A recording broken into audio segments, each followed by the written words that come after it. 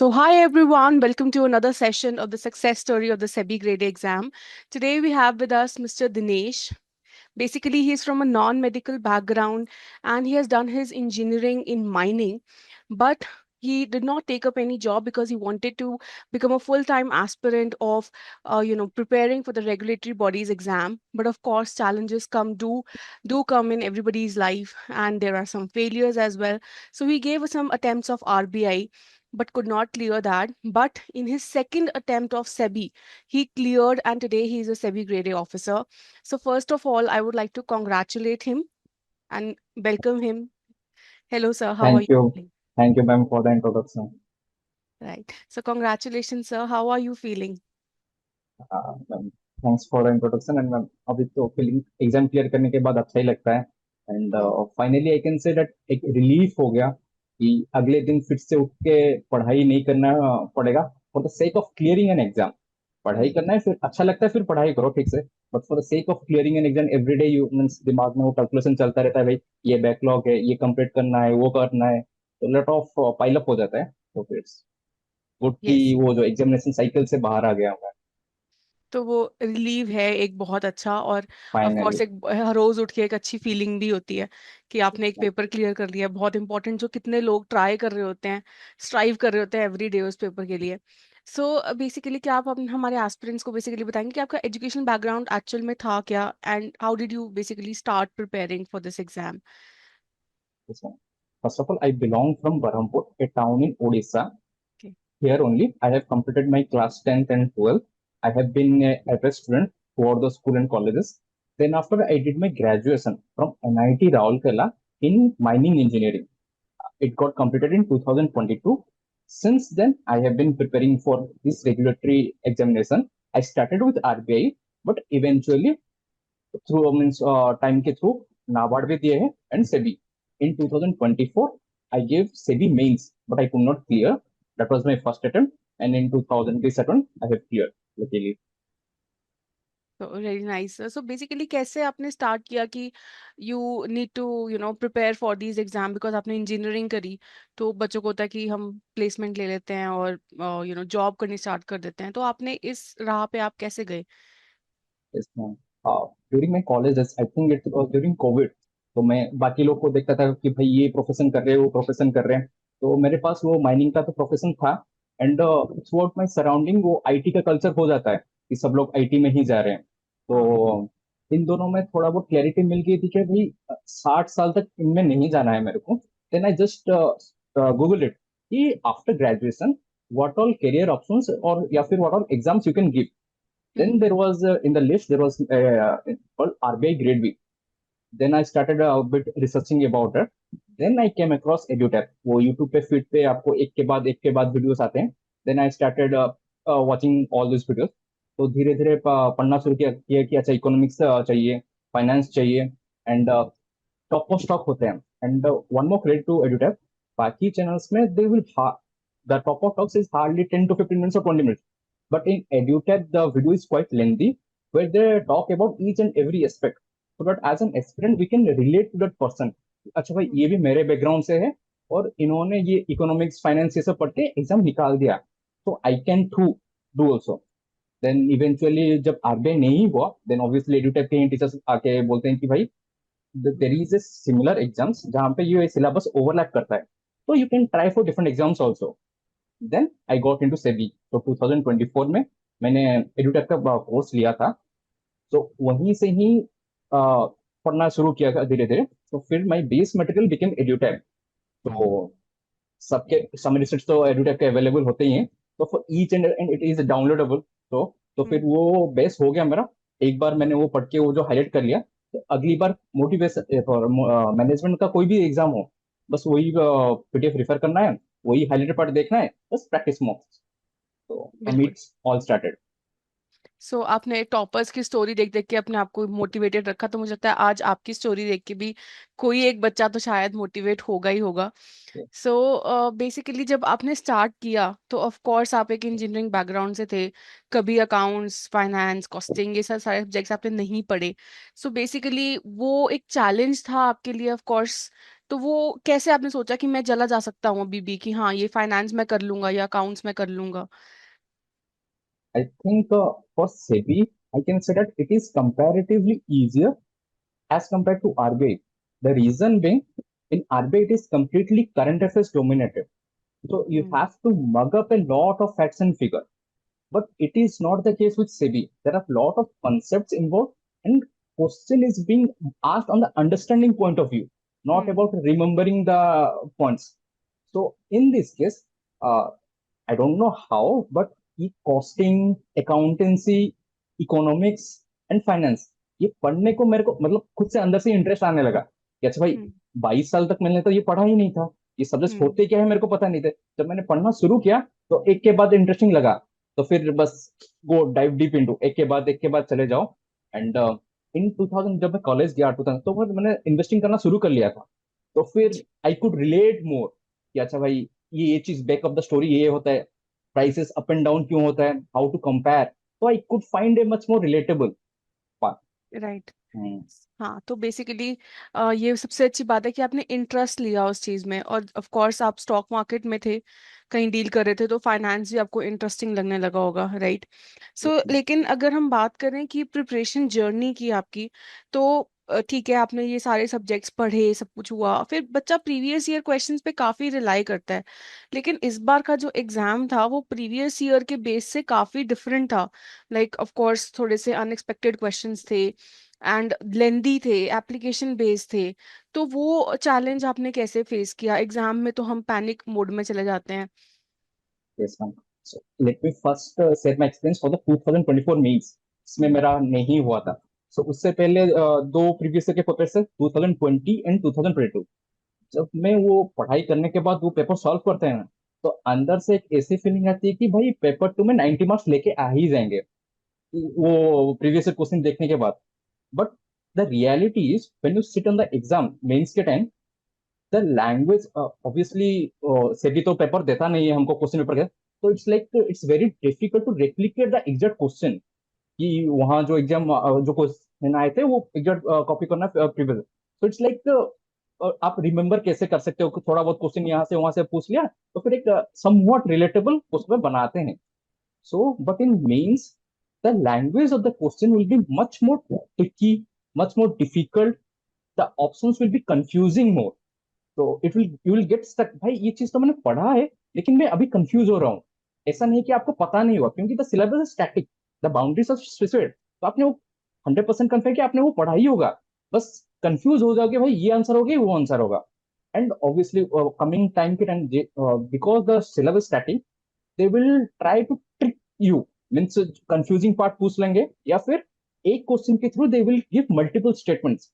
As a result, the exam will get bit lengthy, bit difficult, and at the same time, the timer will be ticking, and anxiety तो होता ही है। And one more thing is, in my point of view, it's a bit personal. Hope the exam gets difficult day by day. The reason being, uh, हमारे साथ तो ये commerce वाले, CA वाले लोग तो देते ही देते हैं। हम्म। So even in 2024 and this time also, even if the paper is difficult and lengthy, cut off में कोई चेंज नहीं है, बिकॉज ये लोग भाई एग्जाम कितना भी टफ हो ये फोड़ देते ही देते हैं, मार्क्स लेके आ जाते हैं। So even if the means अगर ये पेपर इजी आ गया तो ये भाई तो 90-95 प्लस स्कोर कर लेंगे, उस हम्म। हिसाब से तो हमारे पास कंपटीशन बचेगा ही नहीं। So luckily there should be out of the question in the exam, so that हमसे तो नहीं होगा, वो उनसे भी नहीं होगा, so that they hmm. will hover around 70s 80s के आसपास, so that we can catch up a bit। And like side this exam में भी वो जो टैक्सेशन के रिलेटेड में कुछ कुछ क्वेश्चंस थे, हम्म। मैंने तो कंप्लीट स्किप कर लिए, मैंने पढ़ा नहीं था, बट लकीली अब फ्रॉम नेक्स्ट टाइम ऑनवर्ड्स वो फाइनेंस के इनकम टैक्स या जीएसटी से कुछ आए थे, तो please consider in mind when you are preparing for the next time.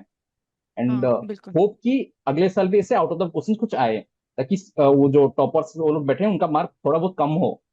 हाँ। राइट।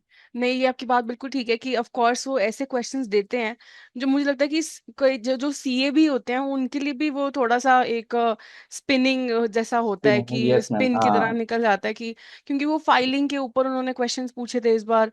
वो Got सेक्शन पूछ रहे हैं कि कौन सा फाइल करना होता है फॉर्म, तो ऑफ कोर्स वो याद करना वो बिल्कुल एक रोड it। लर्निंग जैसी है। तो ये भी बात बिल्कुल ठीक है आपकी। अच्छा, आज जब हम बात करें आपके सब्जेक्ट वाइज की, जैसे अकाउंट्स हो गया, कॉस्टिंग हो गया, बच्चे बहुत ज्यादा कोशिश करते हैं कि न्यूमेरिकल्स करके जाते हैं उस केस में। पर इस बार न्यूमेरिकल्स बहुत ज्यादा कम थे, तो हम उस पर रिलाई कर रहे थे, तो एक वो भी क्या एक चैलेंज था आपके लिए? Since I am from engineering background, numerical is not a big thing. मतलब न्यूमेरिकल मेरे को अंदर से अच्छा लगता है कि भाई ये तो डायरेक्ट क्वेश्चन है, just you have to remember the formula, put the formula, get the answer, इधर उधर। But one more thing we have to consider, पिछले मतलब 2020 and 22 में the number of questions in mains also it was 50, one question to mark 15 to 200. But from now, means 2024 onwards, the number of questions have increased. 100 questions, 100 marks. So they have liberty to ask more questions. So there is a high probability in coming time they can ask numericals. तो hmm. It will be मतलब sound decision नहीं है कि आप numericals पूरा skip करके जाओ, but you hmm. Can take a means practical decision by limited time, 100 number of questions, one question carry one mark. So there will be no doubt there will be means lengthy numerals नहीं पूछेंगे, अगर पूछते हैं हम्म। Just skip it. लेकिन जो बस direct formula question, direct formula के ऊपर बेस है, वो तो आप प्रैक्टिस करके जा सकते हो ना, हम्म। ताकि you don't suffer in the exam hall. तो you right. Have to make a balance कि भाई वो हम्म। कभी भी टाइम वो क्वेश्चन मतलब पैटर्न चेंज कर लेंगे, इस बार न्यूमेरिकल से ज्यादा क्वेश्चन पूछ लेंगे, हाँ बेटर टू बी बिल्कुल। On the safer side. To be on the safer And side, one right. more thing, calculator is being provided. So okay. don't go into the lengthier side. But वो जो जो numericals में अगर तुम skip करने की सोच रहे हो क्योंकि वहां पे लेंदी कैलकुलेशन है, डोंट स्किप इट, बिकॉज वहां पे वो डिजिटल कैलकुलेटर अवेलेबल है, सो that you can use that. अगर वो कैलकुलेटर दे रहे हैं, उनकी उनके दिमाग में कहीं पे तो है कि वो क्वेश्चन पूछ सकते हैं, नहीं तो हाँ वो बिल्कुल। नहीं देते. हाँ.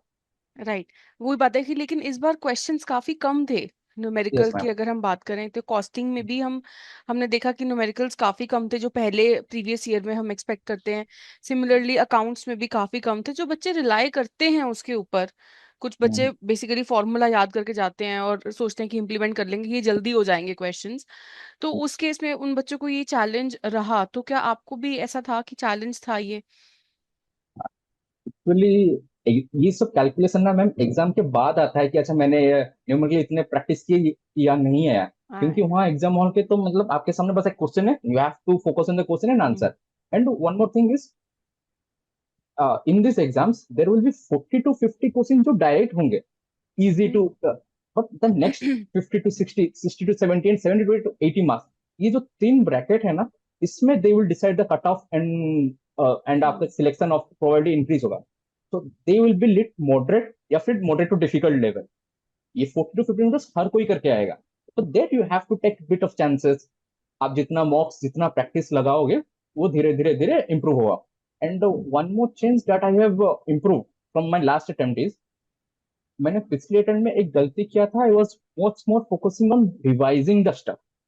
How hmm. I used to reserve, मैं यूट्यूब मैं लैपटॉप से ही पढ़ाई कर रहा था, तो पीडीएफ ओपन था, मैं बस देख के बस नेक्स्ट पेज में स्कीम कर रहा था. आई थिंक वो गलत है. you have to put yourself in the uncomfortable situation and practice mocks. You hmm. have to think, remind, अगर 10 दिन पहले भी वो मतलब कंपनी लॉ का एक सेक्शन पढ़ा है, recall it. Just don't go through means PDF open करके या फिर नोट्स ओपन करके देख के मत जाओ. The more hmm. You practice, the more you will B it will be better in the exam. So revision should be less, and number of मॉक्स you should be giving, it helps a lot. मुझे तो ये बहुत ही एक बड़ी learning take away है students के लिए, कि जितना प्रैक्टिस करोगे उतना ही आप बेटर हो जाओगे, बिकॉज आपको अपनी वीकनेसेस पता लग जाती हैं कि आप एक्चुअल में पढ़ लिया पर वो इम्प्लीमेंट कर पा रहे हो कि नहीं कर पा रहे हो। यस. रिवीजन में एक गलती होता है ना, हमको लगता है कि हम रिवीजन कर लिए, लेकिन वो हम्म। बैक ऑफ द माइंड में छप रहा है कि नहीं हो रहा है, बस हमको पता नहीं है. बस वो जो राइट। सुकून मिल जाता है कि बस ये पीडीएफ कवर कर लिया. हाँ. Right right right. और अच्छा, अगर हम बात करें आपके फाइनेंस सेक्शन की और इकोनॉमिक सेक्शन की, तो इस बार इकोनॉमिक्स भी काफ़ी डिफिकल्ट था, तो एप्लीकेशन बेस्ड था, तो वो बच्चों को चैलेंज कैसे लेना चाहिए? बिकॉज इसमें क्या था कि अगर आपने वो कंसेप्ट नहीं पढ़ा ना, तो उस वो नहीं क्लियर हो पाता क्वेश्चन, क्योंकि उसमें गॉट इट कुछ मैम. हाँ. जैसे चार चार फिल इन द ब्लैंक्स वाले भी थे। तो उसमें क्या करना चाहिए? आई थिंक मैम इस 6 सब्जेक्ट्स में से सबसे डिफिकल्ट मेरे को इकोनॉमिक्स ही लगता है, क्योंकि यहाँ पे माइक्रो इकोनॉमिक्स पढ़ते हैं हम लोग. एंड हम्म। जो लोग एक्सपीरियंस है, प्लीज रिमेम्बर, ये इकोनॉमिक्स या फिर कॉस्टिंग या अकाउंटेंसी आपको एक बार या दो बार में दिमाग के अंदर नहीं जाएगा. द वेरी गुड पॉइंट इज कि the syllabus is defined and summary set में hardly there are 10 to 15 pages for each chapter. तो पढ़ने के लिए बहुत कम चीजें हैं हमारे पास, लेकिन हमको डीप डाइव करना है. The more number of times you revisit the video lectures and PDF, आपके दिमाग में वो स्टार्ट कनेक्टिंग द डॉट्स. तो फिर हम्म आप वहां से वो बेस बन जाता है. Then the most important thing is try mocks from different platforms. So they will arrange questions from different angles, different point of view. आपका तो बेस क्लियर है, फिर आप जब क्वेश्चन करते हो ना तो फिर it becomes much more clear. Hmm हाँ, तो फिर इकोनॉमिक्स बहुत डिफिकल्ट है, मतलब in nitties nitties demand and supply, graphs वगैरह वो सब कुछ है. द मोर मोर टाइम वो जो वीडियो लेक्चर्स पीडीएफ देखोगे देखोगे एंड क्वेश्चंस प्रैक्टिस करोगे, विल गेट क्लियर.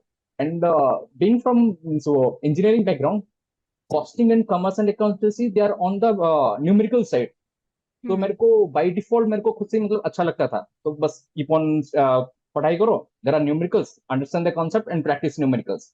तो वैसे वो रिवाइज होते जा रहा था. एंड कॉस्टिंग का तो मैम सिलेबस बहुत छोटा है. Hardly there hmm are most of the questions do comes from that marginal costing, standard costing and all. थोड़ा बहुत हम्म वहाँ प्रैक्टिस करना है. But the syllabus of accountancy is bit larger. Accounting hmm students बहुत सारे आते हैं, फिर शेयर बायबैक. तो द मोर यू प्रैक्टिस, भाई एक दो बार पढ़ना है, practice n number of times. Yes ma'am, it will but I help. Think एक प्लस पॉइंट ये है सब्जेक्ट्स का कि अकाउंटेंसी कॉस्टिंग में फिर भी एक रूल है, मतलब और उसी रूल के ऊपर हम चलते रहते हैं और उसी रूल को अप्लाई करते रहना होता है हर बार, हाँ हाँ. कंसेप्ट को अंडरस्टैंड करो उसी रूल को अप्लाई करना है. Yes, बट इकोनॉमिक्स में बहुत सारी चीजें हैं डिफरेंट डिफरेंट. एक्सेप्शन आ जाता है. हम्म एक इंसान एक थ्योरी देगा, फिर उसको ही काट के और एक इंसान. It's like the best part is in economics the syllabus is limited. हमको इतना मतलब हिस्ट्री का तरह इतना इतना लंबा नहीं पढ़ना है. The summary sheets are hardly 15 to 20 pages. 15, hmm जब आप इतना पढ़ रहे हो तो 15 to 20 आपके लिए बस छोटा लगेगा. छोटा बस लगेगा. बार बार पढ़ाई पढ़ाई करते रहो वो मैम. Right right right. अच्छा, अब अगर हम पेपर वन की तरफ आए, जैसे आपका क्यूआरई है और जीए है, डिस्क्रिप्टिव इंग्लिश है, तो आपके लिए क्या वो डिफिकल्ट था? बिकॉज क्यूआरई जीए काफी बच्चों को लगता है कि मुश्किल है. Again, since I have given multiple exams for RBI and NABARD, hmm for SEBI, I guess clearing phase one is one of the easy, because first तो ये ऊपर से वो कट ऑफ प्री डिफाइंड है, तो आपको पहले हम्म से दिमाग में क्लियर है कि भाई इतना मार्क को मार्क लाना है. For paper two then I will come to paper one. हाँ. जितने भी लोग इस बार प्रीलिम्स क्लियर किए हैं, अगर उनको हम्म बोलोगे कि आप भाई बिना प्रिपेयर करके कल एग्जाम देना है, फिर भी वो निकाल लेंगे. Because the syllabus is static. आपको नया चीज एड ऑन नहीं हो रहा है. फिर वहां पे प्रीलिम्स में एक और फायदा है कि एक क्वेश्चन के लिए 2 मार्क्स. तो and the cut off is 40. तो hardly you have to clear means 20 25 और क्वेश्चन आप क्लियर कर लो, तो फिर आपका कट ऑफ क्लियर है. Similarly for phase one, the biggest point is there is no sectional cut off and sectional mark. I guess there is sectional cut off नहीं है, sectional mark भी timing भी नहीं है. And there are 80 questions, 100 marks. तो each question carry 1.25 mark. It's an added advantage, and you can play on your strength. There are 4 sections: GA, English, Quants, and Reasoning. For GA, you have to read only 2 months, 1 or 2 months just before the exam date. You are good to go. And English तो भाई सब कोई नहीं पढ़ता, सब मॉक्स पे ही rely करते हैं. एंड क्वांट्स एंड रीजनिंग के लिए स्पेसिफिक सब्जेक्ट्स, किसी का क्वाड्रेटिक अच्छा होगा, किसी का मीन्स पजल्स या फिर सिलोगिज्म, जो भी अच्छा है अपने अकॉर्डिंग, बस practice and get to know, so that you bare minimum वो निकाल सकते हो. तो फिर वो फेज वन निकालना इतना मुश्किल नहीं. एंड वन मोर थिंग, बाकी एग्जाम की तरह इसमें वो जो नहीं होता कि अच्छा वैकेंसीज इतना है तो फिर हमको 15 टाइम्स या 20 टाइम्स नहीं लेना. Everyone who clear the cutoff will be called for mains. So hmm. it's a very good thing. Yes, ma'am. Right right right. तो जीए बच्चों को कैसे तैयारी करनी चाहिए जनरल अवेयरनेस की, like? If you are into this competitive exam cycle, hmm reading newspaper is a must. It will hmm help you in many places, from prelims, mains, interview, every field, and to obviously to remain updated. आपको मतलब news पूरा नहीं पढ़ना होता है. I use to read Business Standard. उसमें 3 section, last में एक सेक्शन होता है smart investor. Every current events related to market and SEBI वहां पे अपडेटेड होता है. Hardly 2 pages will be there. Read that. And उसके पहले ओपिनियंस का पेज आता है. 4 ओपिनियंस हर बार निकालते हैं, लेकिन look out for the opinions on economics and social issues. अच्छा. They will be provided in a ready to made answer which can be replicated on the exam. Proper intro, proper body, proper conclusion in a line format, and how to express your thoughts. So when you keep on reading each and every day, आपके back of the minds में वो fodder and वो method easily capture हो जाता है. So it will help you a lot in the throughout this process. Right. तो मुझे Yes, लगता ma'am. है कि दो सब्जेक्ट्स में बेसिकली काफी हेल्प हो रही है इसमें. जैसे आप जीए तो आप कर ही रहे हो, फिर आपने बोला वो स्मार्ट इन्वेस्टर से सेबी के काफी सारी चीजें आपको समझ में आ जाती हैं, तो वो इंटरव्यू में भी आपको हेल्प करेगी. प्लस आई गेस जब आप कह रहे हो कि आप फॉर्मेशन आ जाती है, तो वो इंग्लिश में कितना हेल्प करेगा आपको. Because Yes, ma'am. Of course वो जो ब्रेन स्टॉर्मिंग होती है कि ऐसे करना है, ऐसे आइडियाज को निकालना है, सो वो भी रीडिंग न्यूज़पेपर से काफी. सो आई थिंक वो तो एक प्लस पॉइंट होना ही चाहिए कि आप न्यूज़पेपर एवरीडे पढ़ रहे हो. आई थिंक हार्डली कितना टाइम लगता होगा 20 to पूरा 25 minutes at max, ma'am. Per day. क्योंकि हमको पूरा नहीं पढ़ना था. अगर आप सब चीज पढ़ने लगोगे तो भाई 1 घंटा लग ही जाएगा. Pick up the right. ones which are means helpful in your exam. So it will be hardly take 20 to 30 minutes.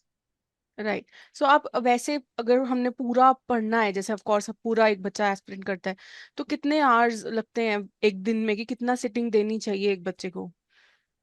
I think it's completely vary from person to person because I was full time experience. मेरे पास कोई job नहीं था, तो I was roughly giving 6 to 8 hours.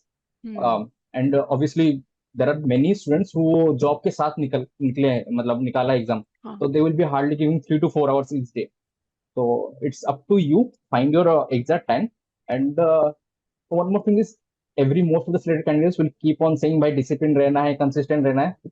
I think मेरे से नहीं हुआ इसलिए शायद मेरे को 4 साल लग गए. If you could try discipline रहना है तो रह लो.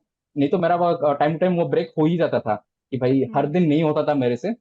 यहाँ फंक्शन आ गया, दोस्त लोग आ गए, चलो फिर माइंड ब्रेक फ्रेश करके आओ. 2 3 दिन तो ब्रेक हो जाता ही है. फिर अगेन थोड़ा जब शुरू करते हैं थोड़ा दिक्कत होती है, but again you are in back in track. तो when you are getting distracted, get completely distracted. And जब पढ़ाई कर रहे हो बी फोकस, मतलब वो 1 घंटे के लिए भी हो लेकिन be focused. Right, right, right. तो बेसिकली मुझे लगता है कि ठीक है, अपना जो लेजर टाइम है उसको भी स्किप ना करो, बिकॉज उससे आपका माइंड फ्रेश हो जाता है. बट यस, जब आप पढ़ रहे हो तो बिल्कुल एक कांस्टेंट आपका दिमाग वहाँ पे होना चाहिए. Yes ma'am. सेकंड, जब हम बात करते हैं आपके आपने सारे जब पेपर निकाल लेते हो आप, then comes your interview.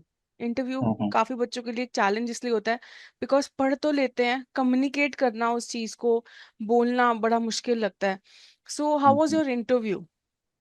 Yes ma'am. For interview one thing, मतलब this was my first interview all throughout this year. तो आई फाउंड कि luck factor plays a major role in interview. ऐसा क्यों है? द रीजन बिंग, जब आप prelims या mains लिखते हो आपको आपको फेलो एस्पिरेंट्स पता नहीं होता है कि उनका उनका डिग्री क्या है, उनका एक्सपीरियंस क्या है. But after clearing mains there will be a group created in Telegram और WhatsApp. There were you know कि भाई सामने वाला स्टूडेंट क्या क्या डिग्री है, क्या क्या एक्सपीरियंस है, कौन से बैकग्राउंड से. And even on the exam interview day you'll get to meet on person to different experience. So I am not getting the correct word, but interview में एक से एक धुरंधर बैठते हैं भाई, जो इंटरव्यू लेने के लिए जो देने के लिए आते हैं ना.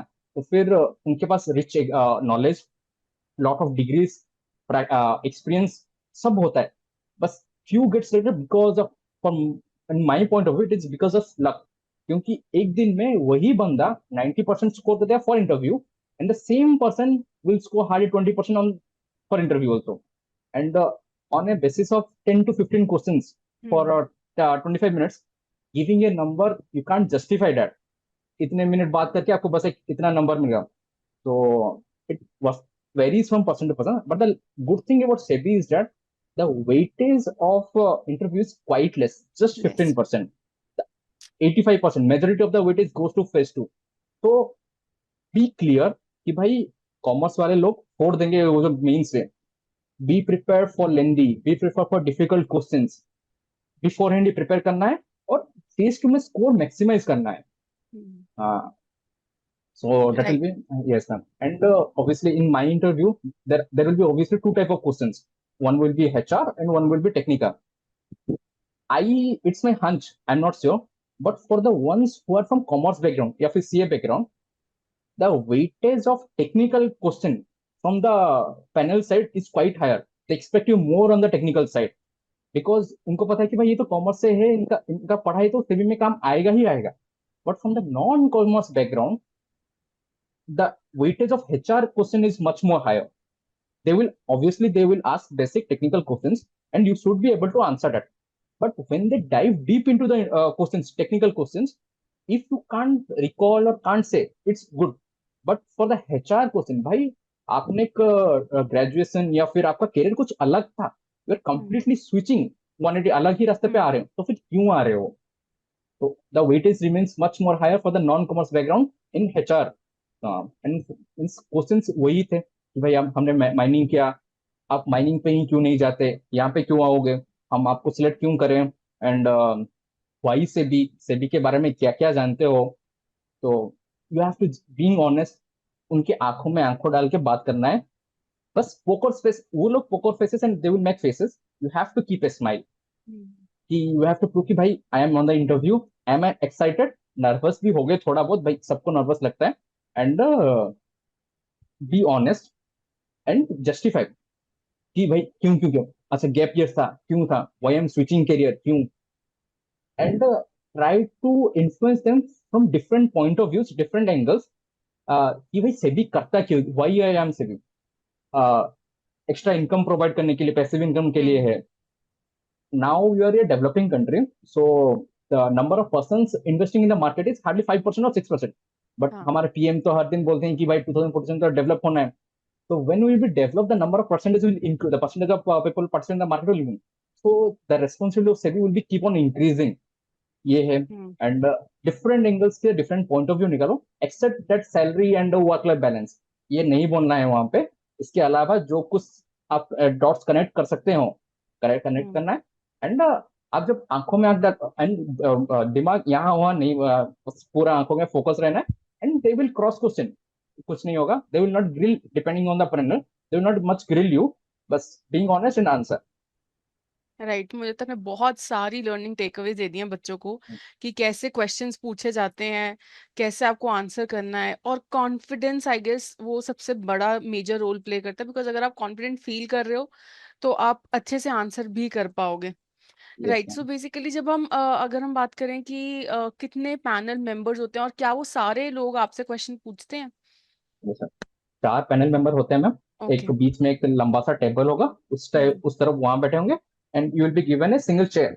सो मेरा जो चेयर था, जो मेरे बैठने के लिए, वो टेबल से थोड़ा दूर था. जब मैं रूम के अंदर गया, वो खुद से ही मैंने वो टेबल खींच के आगे लेके गया, ताकि ओके. सामने आमने सामने बैठेंगे एंड बात करेंगे.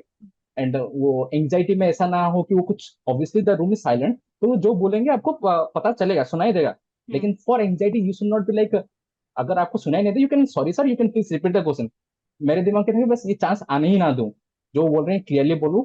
And you can take a guess. For example in मेरे केस में ग्रीन शू ऑप्शन के बारे में पूछा था. भाई आप अच्छा. ग्रीन शू के ऑप्शन के बारे में पढ़े हो, बताओ हमारे बारे में. Then they will go a bit deeper, कि अच्छा इसका मैकेनिज्म बताओ बताओ, कौन साइन करता है, कैसे पता चलेगा कि हमको ये नंबर इंक्रीज, परसेंटेज इंक्रीज करना है, blah blah blah. So there will be a point जहां पे आपको नहीं आएगा. सो आप you can clearly say sir, I have not read this, but based on my understanding, when I think about this question, there are something that comes to mind. With your permission I can answer. अगर वो allow करते हैं, you can answer. जब आप answer करोगे, there will be one more cross question. अगर आपको, then you have to से भाई इतना तक ही मेरे को आता था और आगे नहीं आता. So they will move on.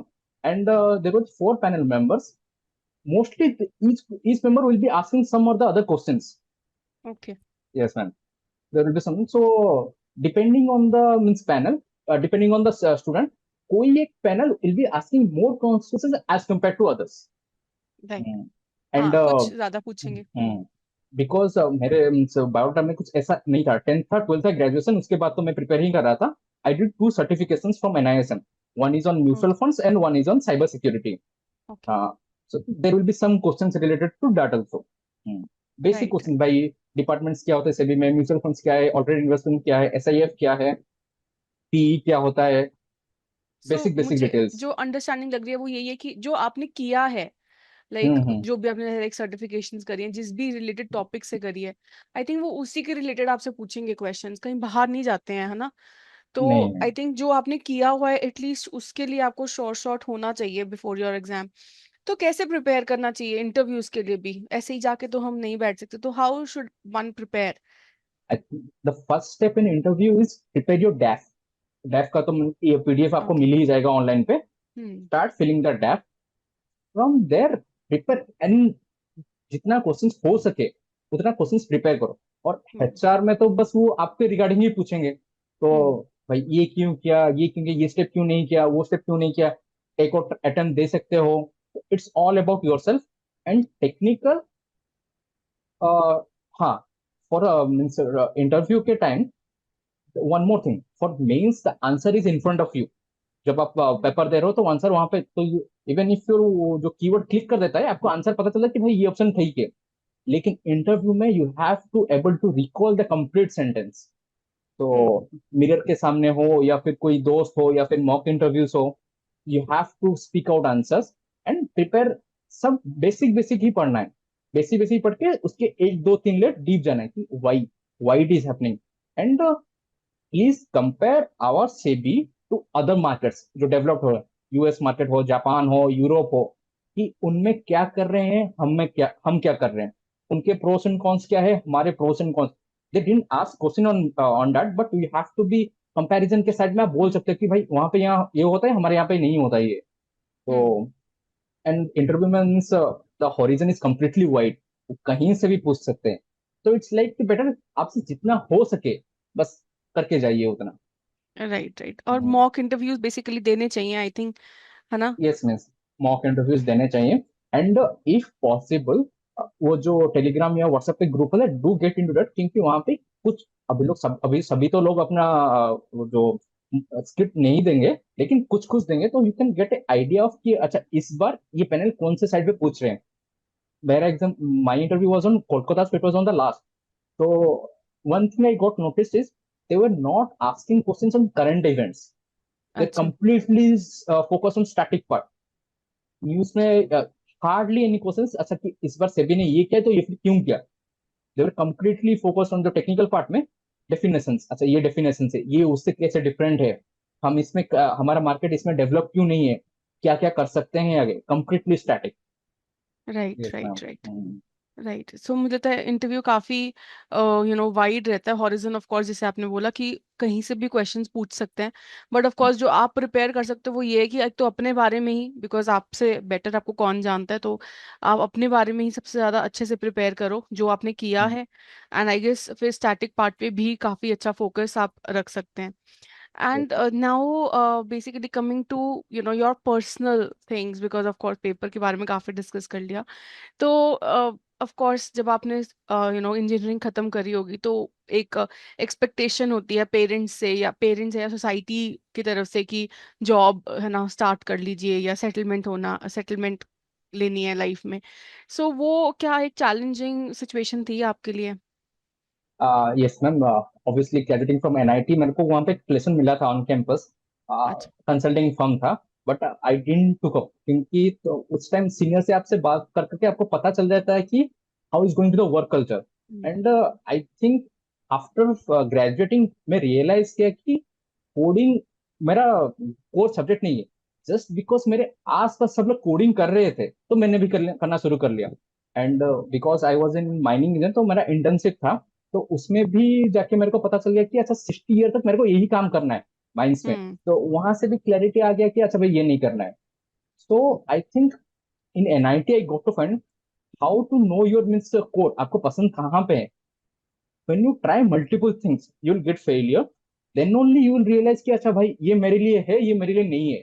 Like it, मैंने प्रिपरेशन शुरू किया था आरबीआई से, but I ended up at SEBI. तो hmm. The more things you try on you will get. And obviously luckily 4 साल, बिकॉज माई मतलब my family is financially stable, ऐसा दबाव नहीं है कि भाई पढ़ाई होगी you have to get to a job. So घर है, गाड़ी है, तो फिर luckily there was no pressure from my family कि भाई पढ़ाई करनी है, बस देवर लाइक कि जितना जल्दी हो सके get it a job. Hmm. So वो था। And obviously when you are preparing alone from home, there will be lot of distractions, motivation नहीं मिलेगा। एंड चैलेंजेस, क्योंकि हमारा वो आदत होता है ना स्कूल एंड कॉलेज में क्लासरूम में बैठ के पढ़ाई करने का। अच्छा, हम्म, उसने वो मार्क लिया, इतना पढ़ाई तुमने कर लिया, मेरे को भी ये मेरा बैकलॉग है, डिस्कस यू।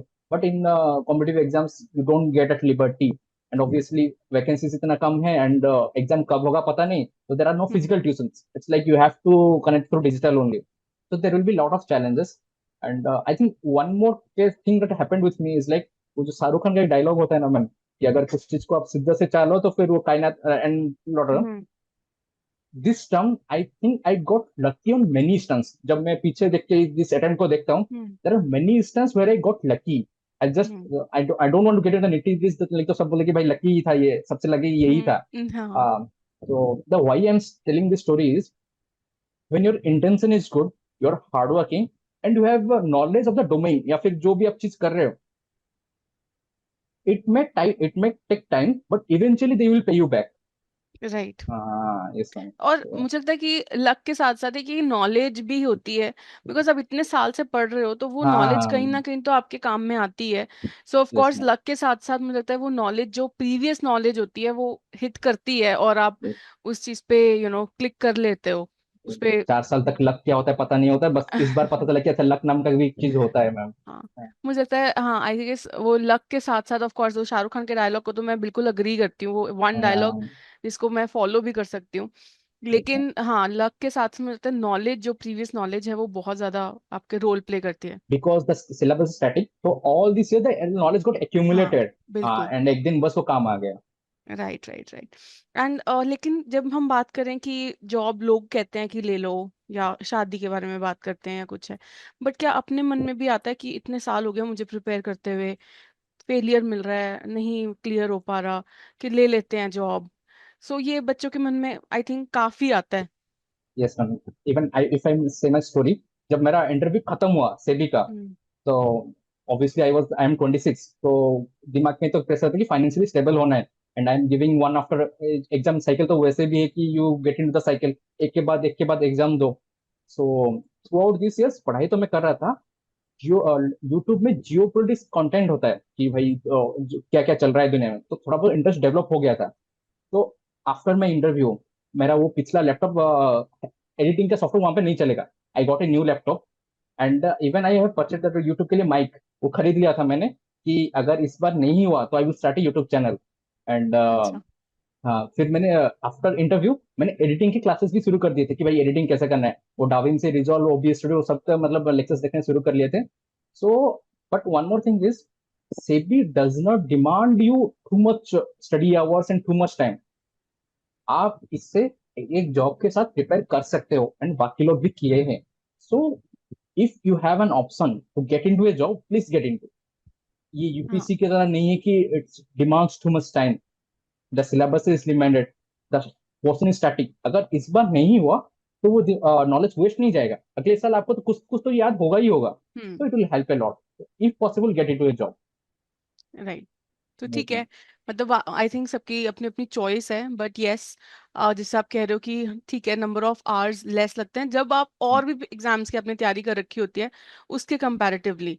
जैसे हम यस आरबीआई की बात करते हैं, यूपीएससी की बात करते हैं, यूपीएससी आई गेस बहुत ज़्यादा टाइम टेकिंग और टाइम डिमांडिंग वाला एग्जाम है, तो ऑफ कोर्स उसमें हम जॉब के साथ साथ क्लियर करना थोड़ा सा मुश्किल रहता है। मैम। बट यस, हम कुछ बच्चों के लिए आई गेस सभी हाँ, यस मैम। शायद जॉब के साथ भी निकलने के चांसेस हैं। And obviously if you are an early bird, it will help you a lot। जितना हाँ, अर्ली स्टार्ट करोगे, it will help you only. Right, yes right. Ma'am. मेरा मैं यही पूछने लगी थी कि ऑफ कोर्स काफी जल्दी हमें स्टार्ट करना चाहिए और कांस्टेंट रहना चाहिए एटलीस्ट, यस मैम। है ना, कंसिस्टेंटली आप तैयारी करते रहो तो मुझे लगता है वो भी आपको काफी हेल्प करेगा। चाहे नंबर ऑफ आवर्स लेस हो, बट कंसिस्टेंट होगे तो वो दिमाग में हमेशा रहेगी बातें। Right. And last but not the least, not taking much of your time, कि आपका एडुटैप के साथ कैसे एक लिंक था, लाइक। Yes ma'am. तो कॉम्पिटेटिव एग्जाम तो मेरा एडुटेप से ही शुरू हुआ, कि दीपक सर, अंचे सर, टॉप ऑटर्स, आप, and obviously you do offer A lot of things on YouTube for free. Lectures हो गए, करंट अफेयर्स हो गए, इवन ड्यूरिंग वो एग्जाम के स्टाइल, वो लंबे लंबे सेशंस होते हैं, मैराथन सेशंस। मैराथन्स। हाँ, एंड वन मोर थिंग, कि आप जब भी ये कंटेंट देखते हो for other students, start watching at 2x speed, हाँ, you will save a lot of time. And 2x में हर चीज आराम से समझ में आती है, टीचर क्या बोलते हैं वो भी समझ है। अगर कुछ कुछ पार्ट में अगर समझ है, you can decrease the speed. And even there is one more app, I am not getting it, just Google it, जहाँ पे क्योंकि यूट्यूब पे you can only watch it 2x, you can't increase that hmm further. But एक app है वहाँ पे you can 2.5 3x, जो marathon के 4 आवर्स 6 आवर्स के होते हैं, you can watch hmm it very less time. Hmm yes ma'am. And each and every maths तो मेरे वीडी सर से ही पढ़ा है, जो quants and reasoning, English Narveer sir. Even in my descriptive part, I have scored 80 marks, and oh I till now I think it's the one of the highest, and its credit completely goes to Narveer sir, क्योंकि उनके ही मतलब वो जो प्रेसी किसे लिखते हैं, RC में क्या फोकस रहना चाहिए, एंड माई न्यूज़पेपर, इन हम्म दोनों ही से जो मैंने मार्क आया बस वही वहीं से ही आया है। तो it does help a lot. And finance current affairs Kritika में पढ़ाती है, time to time Anshit sir का वीडियो आता है जो कि मोटिवेट करता है कि अच्छा एग्जाम कैसे दें, मॉक्स कैसे इम्प्रूव करें। यू कैन, अगर वो नहीं बोलते कि ऐसा सेबी के लिए भी ट्राई कर सकते हो, तो मैं आरबी पे ही स्टक रहता अभी तक। तो there is a collective effort going on. तो yes ma'am, right Edutap have तो बहुत फन। एंड तो मेरा बेसिक वो जो समर शीट्स अभी तक है, इस बार हम्म नहीं होता तो अगले सर वही समर शीट्स पढ़ता फिर से मैं। हाँ हाँ। नहीं बहुत अच्छी बात है कि इस बार हो गया and we are so happy कि हमारे से निकल कर है ना, हमारे से मतलब पढ़कर एक सेबी ग्रेडेड ऑफिसर आप बन पाए हो। सो आई थिंक हमारे लिए एक बहुत बड़ी अचीवमेंट है, आपके लिए तो आई कोर्स है ही है, बट हमारे लिए भी एडुटैप के लिए पूरी टीम के लिए एक बहुत बड़ा एफर्ट होता है ऑफ कोर्स। जब स्टूडेंट्स ऐसे आते हैं तो ऑफ कोर्स मुझे लगता है कि अंशित सर भी और बाकी पूरी टीम भी, वीडी सर भी, वो और भी एंथुजियास्टिक हो जाते हैं हम कि और बच्चों को मोटिवेट कर सकते हैं। So students like you and officers like you I suppose इसकी वजह से ही एडुटैप आज है। So, just a last question, or I can say just a message to all the aspirants from your side, ki how they should tackle, the preparation journey, the challenges that come along, और जब आप exam में बैठते हो तो वो जो panic situation है उन सबको कैसे डील करके और कैसे मोटिवेटेड रहना चाहिए। I think ma'am, hard work is the basic. अगर आप ये नहीं कर रहे हो तो फिर वो जो रनिंग ट्रैक होता है ना, वो मार्क वहीं तक आप नहीं पहुंच रहे हो। तो hard work is the basic thing, जो करना ही है करना ही है। And if you are into this competitive cycle, जहाँ पर because our population is high, तो कॉम्पिटिशन भी high and seats are very less. So leave that average mindset. हमारा means it's don't take it personal, but Indians के एक होता है को जुगाड़ू माइंडसेट, कि भाई इतना पढ़ लिया है तो इतना में क्लियर हो जाएगा, ये पार्ट डिफिकल्ट है मैं स्किप कर लूंगा। If you are aiming to clear that exam and the selection ratio is too less, so it's like you have to think like you are the best. आपको mindset में change लाना पड़ेगा कि भाई ये डिफिकल्ट है, अनकंफर्टेबल है, फिर भी करना है। I think for this you can follow this podcast, Raj Shamani हो, रणवीर हम्म आलावादिया हो, या फिर Nithin Kamath. They do bring personalities जो अपने फील्ड में फोड़ दिए हैं। तो फिर उनका तो पॉडकास्ट बहुत लेंदी होता है, लेकिन good thing is they do put chapters. तो just hmm look at the person कि अच्छा व्हेन दे चैलेंजेस आते हैं कि भाई ये आदमी जो ऊपर बैठा है तो इसने कैसे टैकल किया, हाउ द माइंड वर्क्स, कि जब नहीं होता है और आगे नहीं होता है, फिर तब कैसे उठना है, तब कैसे हम्म बस करना है, काम करना है। And and one more thing, 4 साल तक मेरा तो कोई एग्जाम नहीं निकला, तो the moment I said my result with my parents, the happiness you see in their eyes, जब वो देखते हो ना तो फिर, एंड आप देखते हो कि अच्छा इस चीज के लिए बस इतना ही मेहनत करना पड़ता था, तो फिर कि भाई इस चीज के लिए इसके दुगना मेहनत करने के लिए हम रेडी हो जाते हैं। तो फिर प्रिपरेशन के टाइम हमारे दिमाग में वो नहीं होता है। बट फॉर द एस्पिरेंट्स, जब आप जो बोलते हैं कि वन मोर रिवीजन प्रैक्टिस के लिए जब एनर्जी नहीं होता है, think it in mind and you will be doing it. Right, I think बहुत ही एक अच्छा लर्निंग टेक अवे है कि पॉडकास्ट सुन सकते हो अगर आपको मोटिवेशन चाहिए। अभी बैठ के काफी लो लग रहा है तो कुछ सुन लो, थोड़ा माइंड फ्रेश हो जाएगा, और सेकेंडली मोटिवेशन भी आ जाएगा कि हाँ कुछ करना है। And secondly of course parents के लिए हम बहुत कुछ करते हैं, और एक दिस इज वन थिंग जब हम अपने साथ अच्छा करके अपने पेरेंट्स को प्राउड फील करा सकते हैं, तो आई यस थिंक ये मैम। तो ये तो दोनों हाथों से एक वो चीज है कि एक प्लस प्लस पॉइंट हो गया कि इधर से हम खुश हैं और हमने अपने पेरेंट्स को भी प्राउड फील करवा दिया। So this is one thing जो आउट ऑफ द वर्ल्ड है, क्लाउड 9 पे पहुंच जाते हो आप। Yes so ma'am. I think That's all for today. And thank you so much. I think the aspirants have taken a lot of learnings from you. The strategy, newspaper पढ़ना ज़रूरी है, और पैनिक सिचुएशन में कैसे नहीं आना है, motivation काफ़ी मिल गई होगी. So thanks to you. Thank you so much and congratulations once again. Thank you, ma'am, to the complete EduTech team. Thank you. Thank you so much.